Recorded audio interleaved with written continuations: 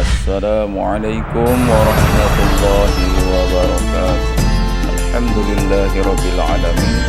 Wassalatu wassalamu ala sayyidina Muhammadin sayyidil mursalin wa ala alihi wa ashabi ajmain, amma ba'd. Jamaah subuh rahimakumullah. Usikum wa nafsi bitaqwallah wa ta'atihi la'allakum turhamun. Qala Allah Ta'ala fi kitabihil karim. A'udzu billahi minasy syaithanir rajim. Bismillahirrahmanirrahim. Ya ayyuhalladzina amanu taqullaha wal tanzur nafsum ma qaddamat lighadin. Wattaqullaha innallaha khabirum bima ta'malun. Alhamdulillah, syukur pada kesempatan ini kita semua hadir setelah kita melaksanakan ibadah sholat subuh secara berjamaah. Mudah-mudahan Allah Subhanahu wa Ta'ala menerima seluruh rangkaian ibadah kita pada pagi hari ini.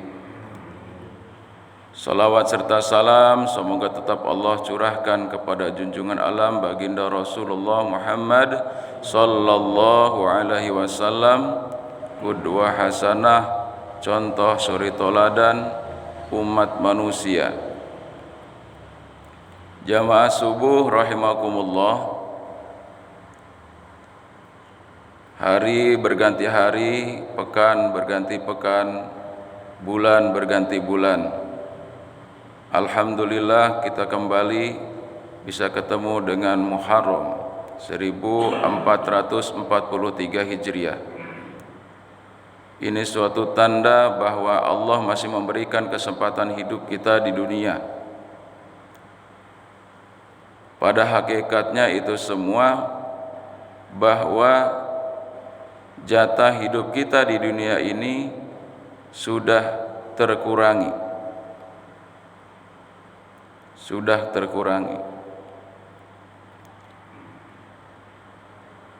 Ibarat suatu alat yang kita gunakan setiap hari, misalnya pisau. Pisau itu kita gunakan setiap hari untuk memotong, untuk membelah suatu benda dan lain sebagainya. Kita tidak tahu, ataupun kita kadang-kadang biasa-biasa saja terhadap pisau itu. Padahal kalau pisau itu sudah tidak enak lagi digunakan untuk memotong ataupun untuk membelah, lalu kita asah. Dalam proses pengasahan itu akan terjadi gesekan-gesekan. Laun-laun, lambat laun, maka pisau yang tadi dengan kelihatannya mungkin ukurannya juga ya sedang bagus ya, lama kelamaan akan terlihat dari sisi-sisi pisau ya yang kita gunakan tadi itu akan berubah bentuknya. Yang tadinya mungkin ukuran lebarnya itu 2 cm ya, kalau kita gunakan, selama kita gunakan itu mungkin bisa jadi belasan tahun, bahkan yang sudah puluhan tahun, lama kelamaan akan tipis. Begitulah diri kita. Jatah waktu hidup kita di dunia ini pada hakikatnya selama perjalanan hidup kita itu juga lambat laun akan menemui kepada batas waktunya yang sudah ditentukan oleh Allah Subhanahu wa Ta'ala. Maka oleh karena itu dalam kehidupan sosial manusia sudah menjadi sunatullah, ada perguliran waktu, ada kelahiran dan juga ada kematian. Jadi ketika kita mendengar satu kematian, maka tak usah risau, karena pasti selama dunia ini masih tegak, di situ juga ada yang namanya kelahiran. Kalau hari-hari ini kan kita dihebohkan, merasa risau dan lain sebagainya. Jikalau ada pengumuman di sana sini, innalillahi wa inna ilaihi raji'un, telah berpulang ke rahmatullah Bapak Pulan bin Pulan, tapi kita enggak pernah tahu kalau ada kelahiran diumumkan, alhamdulillahirabbil alamin telah lahir Pulan bin Pulan. Nah, gitu.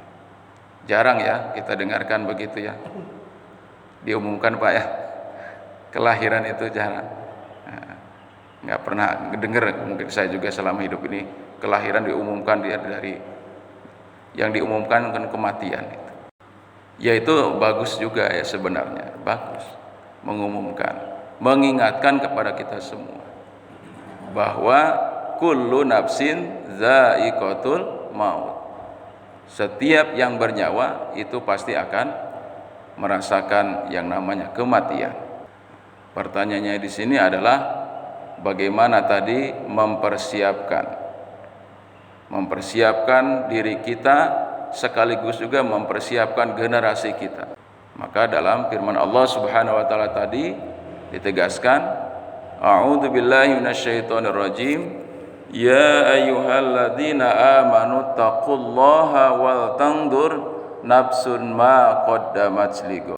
Wahai orang-orang yang beriman, hendaklah kalian bertakwa kepada Allah Subhanahu wa taala, ya, dan juga hendaklah kalian melihat, memperhatikan, bahkan di situ tandur di situ menyiapkan dirimu ma qaddamat lighad, apa yang harus kamu persiapkan untuk hari esok. Jadi untuk mempersiapkan hari esok itu maksudnya adalah hari esok yang kekal abadi, yaitu untuk berangkat ke kampung akhirat.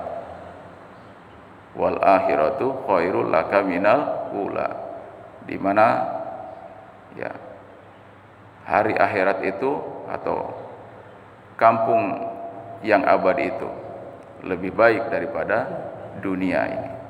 Jamaah subuh rahimakumullah, maka insyaallah kalau kita sudah memahami makna daripada ayat tersebut, ya karena kita mempunyai keturunan, mempunyai anak, bahkan cucu yang sudah ada cucu, yaitu itu adalah merupakan aset kita, ya, aset kita yang senantiasa kita sudah persiapkannya.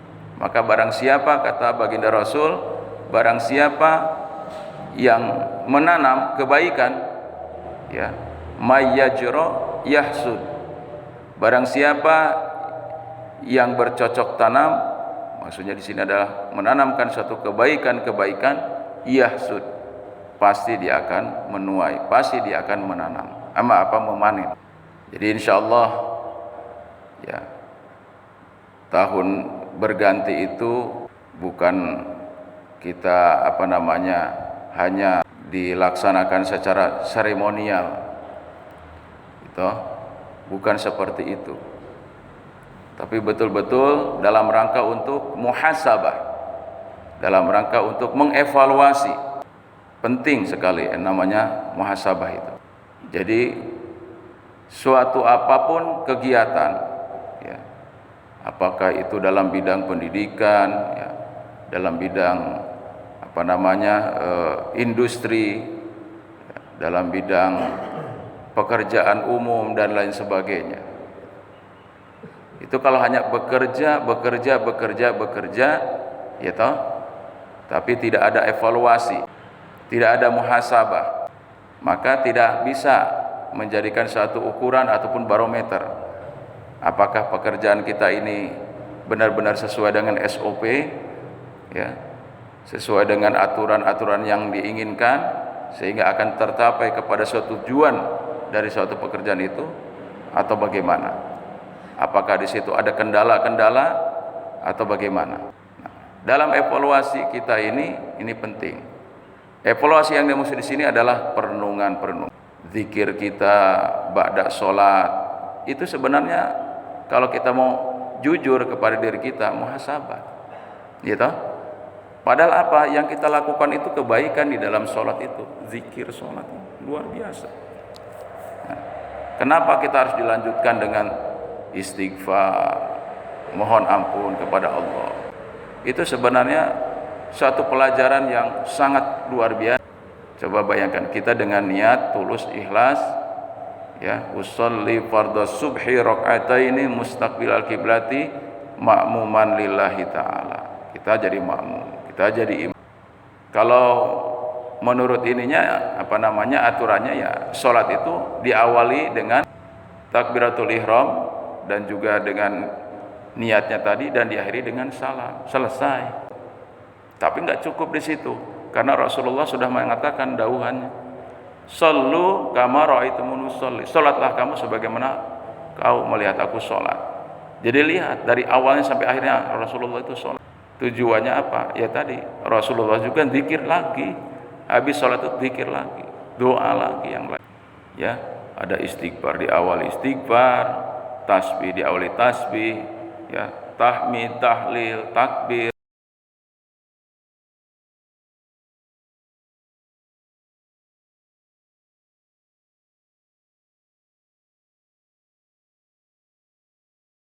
Kemudian setelah itu udah kita akan khusus berdoa.